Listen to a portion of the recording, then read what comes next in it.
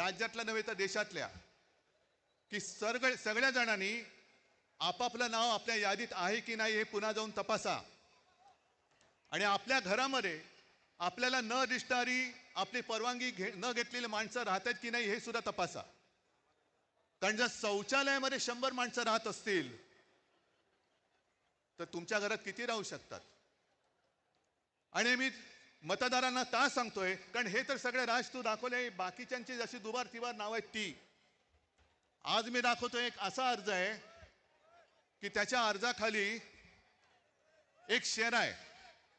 तो शेरा पहिल्यांदा वाचतो, त्याच्यानंतर मी नाव वाचतो की सदर अर्जाबाबत अर्जदार, आता अर्जदाराचं नाव मी नंतर सांगतो, यांची भेट घेऊन सदर अर्जाबाबतची पडताळणी केली असता हा अर्ज आम्ही केलेला नाही असा अभिप्राय मिळाला आहे.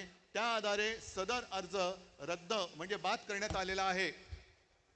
आणि हा अर्ज ज्याने अर्ज केलेलाच नाही, आपल्या नावाने ज्याने अर्ज तिकडे कोणी केला हे माहितीच नाही, त्या अर्जदाराने केलाय.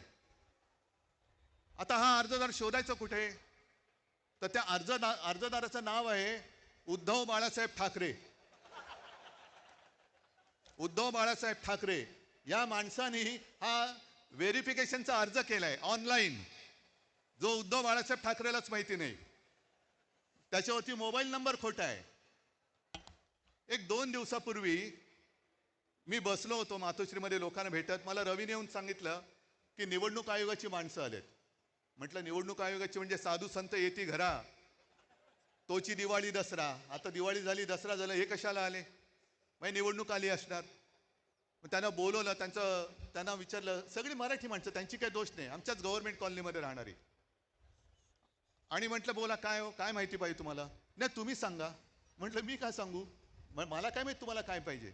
नाही टेलिफोन नंबर बरोबर आहे का? म्हटलं टेलिफोन नंबर खोटा आहे. मग आणखीन काय तुम्हाला सांगायचं? म्हटलं मी कशाला, तुम्ही माझ्याकडे आलात? नाही तुम्ही अर्ज केलाय व्हेरिफिकेशनसाठी. मग मी अनिल परबना विचारलं, अनिल देसाईला विचारलं, सूरजला विचारलं, कोणी आपल्याकडनं अर्ज केलेला नाही. आणि विशेष म्हणजे हा अर्ज कधी केला गेलाय? 23/10/2025 म्हणजे कालच्या 23 तारखेला अर्ज केला गेलेला आहे. आणि कुठून केलाय? ते सक्षम नावाचं ॲप आहे. तर सक्षम नावाच्या ॲपवरनं हा प्रकार कशासाठी कोण करत होतं? मी रितसर तक्रार केली की कोणी हे केलेलं आहे. याचा अर्थ असा की माझ्या नावाने खोट्या नंबरवरून OTP काढण्याचा प्रयत्न झालाय. हे सगळं प्रकरण हॅक करण्याचा प्रयत्न झालाय. आणि कदाचित आपण 14 आणि 15 तारखेला हा विषय हातात घेतल्यानंतर 23 तारखेला अर्ज केला गेलाय. म्हणजे माझ्या सकट माझ्या कुटुंबातील 4 जणांची नावं मतदार यादीतून बाद करण्याचा प्रयत्न केला गेलाय का, हे आता आपल्याला शोधलं पाहिजे. कारण नक्की काहीतरी याच्यात डाव आहे. आज इतके वर्ष मी मतदान करतोय, पूर्ण कुटुंब मतदान करतोय. अरे एका पक्षाचा प्रमुख म्हणून मी निवडणुकीचा प्रचार करतो आहे. साऱ्या गोष्टी आम्हाला नाही कळत. याचाच अर्थ असा की जयंतराव, तुम्ही जे बोलला तर यांचा सर्व्हर कोणाच्या तरी ऑफिसमध्ये आहे.